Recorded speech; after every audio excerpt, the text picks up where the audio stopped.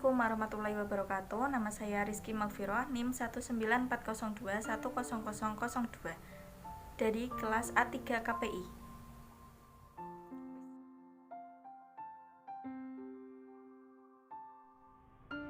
Pengertian teori komunikasi. Dalam bahasa Latin disebut teoria, sedang dalam bahasa Yunani disebut theoria. Teori adalah serangkaian asumsi. Asumsi yang dimaksud adalah perkiraan atau prediksi. Sebagai contoh, kita dalam belajar teori komunikasi, kita akan mengetahui asumsi orang mengenai komunikasi. Teori adalah serangkaian dari sebuah pernyataan yang disimpulkan menjadi satu konsep yang belum terbukti benar atau salahnya suatu pernyataan tersebut. Apabila teori tersebut benar, maka akan menjadi fakta. Kemudian fungsi teori. Yang pertama, menyediakan kerangka konsepsi penelitian dan memberi pertimbangan perlunya penyelidikan. Yang kedua, dapat membuat pertanyaan yang terperinci untuk penyelidikan. Yang ketiga, menunjukkan antar variabel yang diteliti. Yang keempat, kajian pustaka meliputi pengidentifikasian secara sistematis, penemuan dan analisis dokumen yang memuat informasi tentang penelitian. Tradisi komunikasi. Tradisi komunikasi adalah dasar-dasar teori komunikasi yang memiliki kesamaan. Tradisi komunikasi diciptakan oleh Robert D. Jacques. Menurutnya, setiap teori memiliki manfaat dengan cara pandang tertentu untuk melihat dunia. Tradisi komunikasi memiliki kesamaan yang bisa disebut dengan metamodel.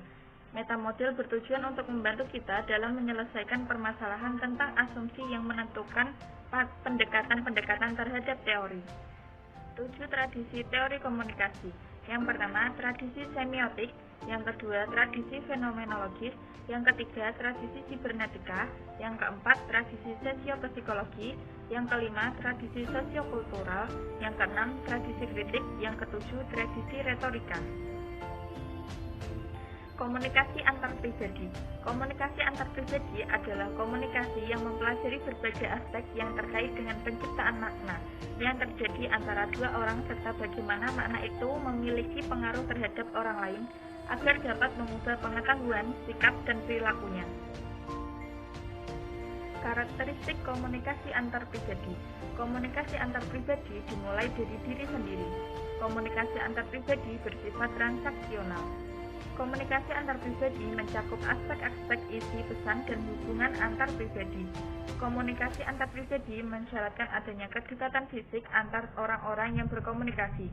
Komunikasi antar pribadi tidak dapat diubah ataupun diulang. Macam-macam teori antar pribadi.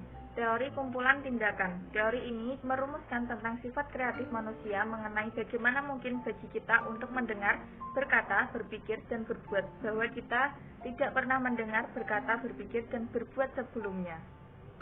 Teori atribusi. Teori ini merumuskan bahwa manusia memiliki sifat ingin tahu. Manusia ingin tahu mengapa dan bagaimana sesuatu terjadi. Manusia mengembangkan agama, filsafat, dan ilmu pengetahuan sebagai cara untuk menjawab pertanyaan manusia. Teori konstruktivisme. Teori ini menjelaskan mengapa beberapa orang lebih sukses dalam mencapai tujuan komunikasi interpersonal dibanding dengan orang lain. Macam-macam teori antar pribadi. Teori komunikasi imajiner, teori perencanaan komunikasi, teori pembentukan relasional, teori reduksi ketidakpastian. Teori akomodasi komunikasi, teori analisis percakapan, teori pelanggaran harapan. Macam-macam teori komunikasi antar pribadi selanjutnya. Teori muka, teori manipulasi informasi, teori kebohongan antar pribadi. Teori kesopan santunan, teori pertukaran kasih sayang, teori pertalian. Teori pengelolaan kerahasiaan komunikasi, teori komunikasi rasional, teori pertukaran sosial. Teori komunikasi kelompok. Komunikasi kelompok merupakan adanya interaksi individu dengan individu lain, sehingga adanya sebuah kelompok untuk mengadakan kegiatan rapat, konferensi, dan kegiatan lainnya. Karakteristik komunikasi kelompok. Komunikasi kelompok bersifat formal, komunikasi kelompok terorganisir, komunikasi kelompok terlembagakan, komunikator harus mencoba mengisolisir, beberapa proses yang sederhana dan mudah dimengerti. Macam-macam teori komunikasi kelompok. Teori keseimbangan. Teori ini menerangkan bagaimana individu-individu sebagai bagian dari struktur sosial. Teori ini ditulis oleh Fritz Heider. Teori sistem ABX Newcomb merupakan perkembangan dari teori Heider sampai kepada interaksi antar anggota kelompok yang hanya terdiri dari dua anggota saja. Teori proses perbandingan sosial membedakan antara kenyataan fisik dengan sosial. Teori pertukaran sosial usaha memahami tingkah laku dari kelompok-kelompok. Teori sosiometris dan Moreno pendekatan teoritis dan metodologis terhadap kelompok yang mulanya diciptakan oleh Moreno. Teori komunikasi kelompok. Teori Human. Sistem internal dan eksternal. Menurut Human, ada 3 unsur dalam struktur kelompok kecil, yaitu kegiatan, interaksi, dan perasaan. Teori analisis proses interaksi. Teori klasik yang dikembangkan untuk menjelaskan pola diskusi kelompok, terutama dalam hal kepemimpinan. Teori yang dicapai adalah proses pembuatan untuk menganalisis komunikasi kelompok. Teori konvergensi simbolik. Teori ini dikembangkan oleh Ernest Burman dengan kelompok mahasiswa Universitas Minnesota dan menemukan proses sharing fantasi, dan kemudian digunakan untuk konsep teori konvergensi.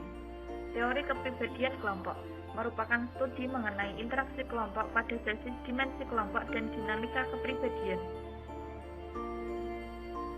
Teori penyusunan merupakan sebuah teori dasar dari aksi sosial. Teori ini menyebutkan bahwa tindakan manusia adalah sebuah proses produksi dan reproduksi dalam berbagai macam sistem sosial. Teori pemikiran kelompok, suatu metode berpikir sekelompok orang yang bersifat kohesif ketika usaha-usaha keras yang dilakukan anggota-anggota kelompok ketika mencapai kata mufakat.